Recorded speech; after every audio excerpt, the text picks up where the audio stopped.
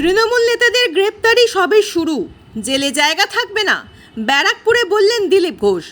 ব্যারাকপুরের Sahebbagan central research ইনস্টিটিউটের উদ্যোগে আয়োজিত এক অনুষ্ঠানে উপস্থিত হয়ে কড়া বার্তা দিলেন দিলীপ ঘোষ।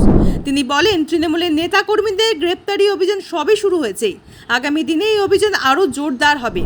দিলীপ ঘোষের দাবি, জেলে আর জায়গা থাকবে না, তাই নতুন জেল তৈরি করার পরিকল্পনা নেওয়া হয়েছে। তিনি আরও বলেন, রাজ্যের বিভিন্ন পুকুর ও জলাশয় থেকে যেভাবে অস্ত্র উদ্ধার হচ্ছে তাতে স্পষ্ট যে অভিযান চালালে আরও বহু অস্ত্র মিলবে। দিলীপ ঘোষ অভিযোগ করেন, এতদিন সাধারণ মানুষ অভিযোগ জানাতে ভয় পেতেন, বর্তমান পরিবেশ বদলেছে, মানুষ সাহস করে অভিযোগ করতে শুরু করেছে। তিনি জানান, মুখ্যমন্ত্রী ইতিমধ্যেই বেলডাঙ্গার ঘটনায় পুরনো ফাইল পুনরায় খোলার নির্দেশ দিয়েছেন। সেই ঘটনার তদন্তের ভিত্তিতে গ্রেপ্তারি অভিযান চলবে, অস্ত্র উদ্ধার হবে এবং দোষীদের বিরুদ্ধে আইনানুগ ব্যবস্থা নেওয়া হবে বলেই দাবি করেছেন তিনি।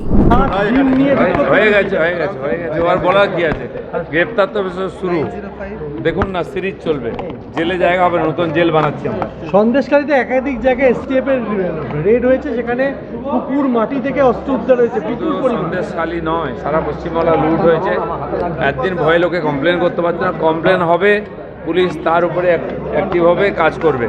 শুধু তাই নয়, আজ চিফ মিনিস্টার বলে দিয়েছেন, মুর্শিদাবাদে বেলডাঙ্গাতে সেই সিএ পালিত হওয়ার পরে যেমন দাঙ্গা করা হয়েছিল, ট্রেন বাস জ্বালানো হয়েছিল, ট্রেন স্টেশন জ্বালানো হয়েছিল, তার যদি কমপ্লেন না থাকে নতুন করে ফাইল করা হবে, তাদেরকেও অ্যারেস্ট করা হবে। দেশদ্রোহিতা, দেশের সম্পদ নষ্ট করলে কাউকে ছাড়া হবে। কিন্তু সন্দেশখালীতে এত অস্ত্র উদ্ধার হলো, কি বলবেন সেটা?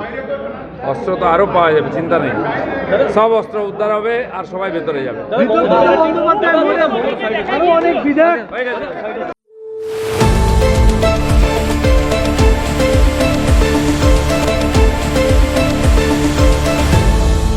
আপনারা দেখছেন এই বেলা বাংলা, শিরোনামে সবার আগে।